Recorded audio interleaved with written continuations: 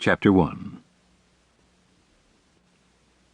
Mr. Faherty announced that no one was to go out after dinner. "How come?" his son, Shadrach, asked. "Do as you're told," Mr. Faherty replied, and he set Shad to sort a huge pile of rusty screws and bolts. Usually, Shad's father went out after dinner to have a smoke with the men on the dock, while his mother sat by the door and read. Then Shad and his younger brother Brian could do what they wanted. That night, the tense looks on his parents' faces, the fact that they too were staying inside, allowed Shad to guess what was happening. The smugglers were coming. And when the smugglers came to Lucker's Island, the island belonged to them. As it grew dark, Mrs. Faherty began to read out loud from an old magazine to help pass the time. It was a story about heroic wireless radio operators during sea storms. Ordinarily, Shad would have been spellbound. That night he couldn't keep still. The thick, heavy feel of coming rain made him restless. His fingers were dry, rust-red from plucking at the metal bits. In the middle of his mother's reading, he said, "These aren't worth a thing." For a moment no one said a word. Then Mr. Faherty said, "Something." "Not much," Shad declared, shoving the rusty pile away. "Got any money in your pockets?" his father asked softly.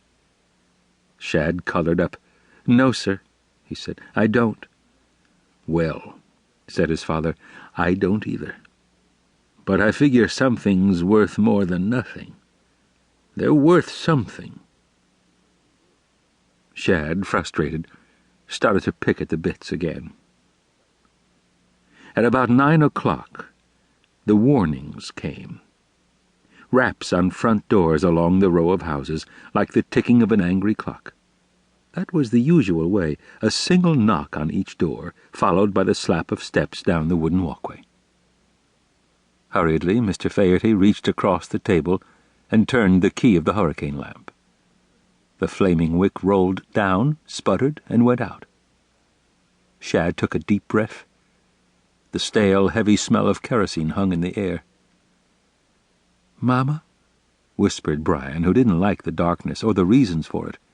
"Mama, they coming now?" Gently his mother touched his hand. "Shh," she said. "Be patient." Sitting in the dark, Shad tried to stay calm, wondering what was happening outside. He wished he could see the smuggling for himself. He could picture the island's dock. Just a few paces from their front door, it jutted 50 yards into the bay. And he could almost see the fishing fleet, what was left of it, a dozen small motorized boats. They rubbed against the dock pilings, making scratching sounds that sang of idle emptiness. Other boats, hauled ashore, lay abandoned, sinking on the beaches, drowning beneath the sand. There were plenty of fish in the sea, but no one on land had money to buy them. About 4 months before, the smugglers had first come to Lucker's Island, bringing in cases of rum, whiskey, gin, slipping past the Coast Guard pickets. It was risky, very risky. Smugglers who got caught went to jail. Shad's father had warned him that the smugglers carried guns. But smuggling was worth the risks. Because of Prohibition, liquor was outlawed. Get liquor to the mainland and you could make real money. And in 1932, because of the Depression, lots of people, like Shad's father, had no money at all. After the light went out, the first sound to break the silence came from the channel bell. Shad couldn't tell whether the bell had been blown by a freshening wind or jostled by the sweeping swell of a passing boat. It rang only once. Now the silence seemed harder for Shad to bear than it had before. No longer able to keep still, he got up, scraping his chair. "Sit down," his father barked. Ignoring him, Shad went to the window, pressed his forehead against the cool glass, and looked out.